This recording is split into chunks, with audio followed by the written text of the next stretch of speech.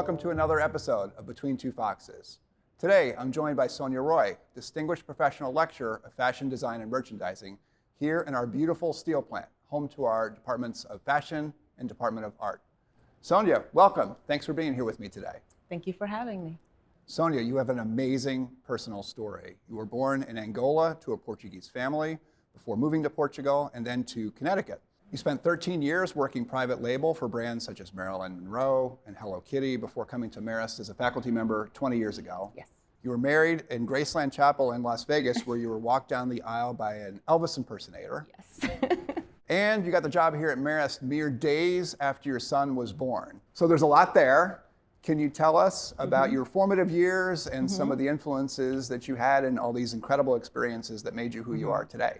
Well, I think just being multicultural made me, I think, the kind of person that likes to explore things a lot more because, you know, from a very young age, almost everywhere I went was someplace new. Going from Africa to Connecticut is, you know, it'll blow your mind, right? I was always restless in Connecticut. And so I think the biggest formative experience for me was New York City. I learned a lot from the people that I was in school with, from my teachers. Sure. Yeah. So there was a moment where you knew that that was the path for you because you transferred from a school in Connecticut to Parsons. Once I got there, I mean, it's impossible to be in a design space and not be inspired if you're a creative person. Yeah. And because there's so many ways that you can express yourself in fashion, whether it's textiles or making fabrics or making clothes in whatever capacity, I think that it was impossible to not be inspired. And then to be in the middle of New York City was pretty cool. Were there moments where you wondered if you made the right choice, where you thought you Yeah. might have been over your head, and how did you work through that? Absolutely. I mean, if you go to a school like Parsons, you're surrounded by incredibly talented people. And I've never been chock full of self-confidence, but I think maturity took care of that a little bit.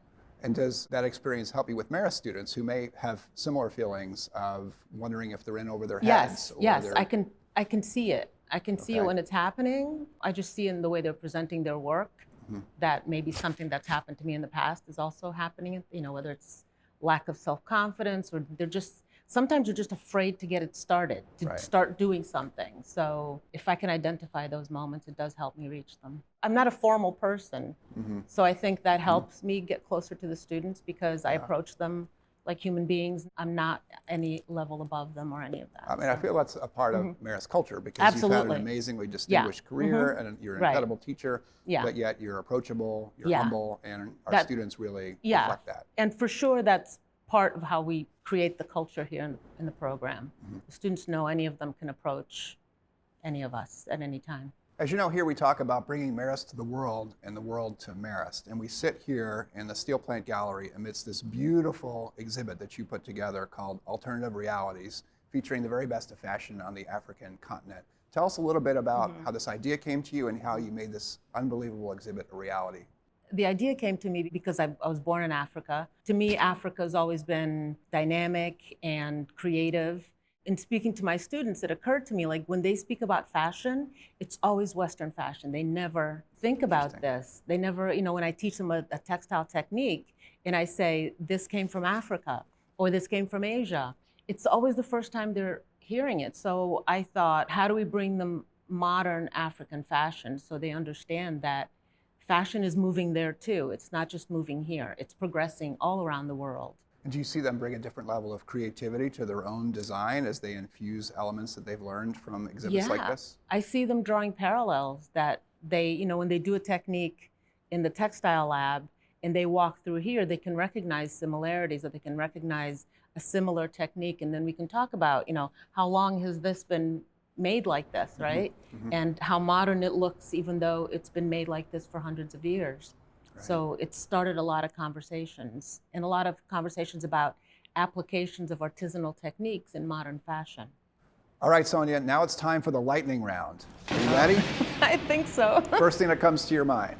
What is the best color in fashion? Marist red or Marist white? Red.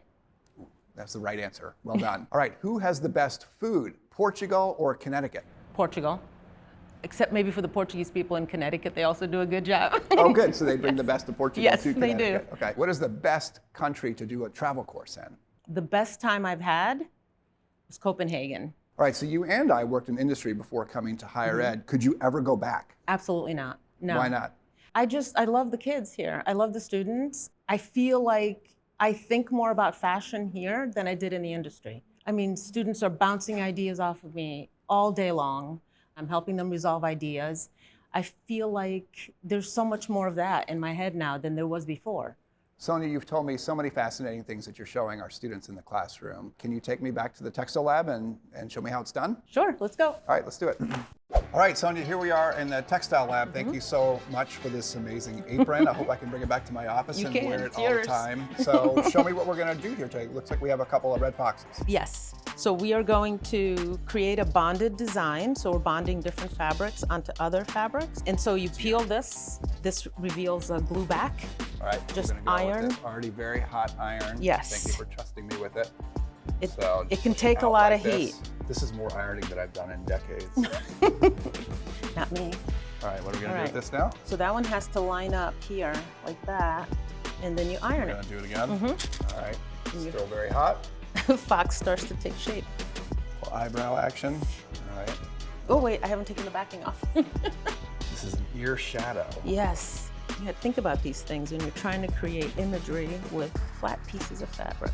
How's the technique? there? I'm It's- kind of doing the twist method. It right is. now. Well, rounded method. I see confidence in his technique. Okay. Got one. Is that, you want it centered? I think we should center Yeah. it. Yeah, that's like my one Pet peeve, contribution yeah. here is to make sure everything's centered. Let's spell fashion. Got the H next. Yep, I got the I going up. The H has to be in the middle. It's a 7-letter Yes. word. Math. I There's know. math in fashion. There is, That's trouble. much to my chagrin. trouble. All right, so we ready? Yeah, We I'm ready ready. to Yeah, iron? yeah. All right. I think we're gonna get out of this without me getting hurt. We do have multiple first aid kits in this room. I don't know if there's any How feedback did to I give. do? I think How you am I did really doing? well. Yeah? I think you're working at a solid A level here. Wow. You know, and this is basics. I haven't moved you yet to. These are skill building, Okay. and then next time. Okay. So Next at the time. basic level, Yes. I'm doing okay. You're doing great. But Yep. Don't get ahead of yourself. Yes. Okay. Okay. Okay, great.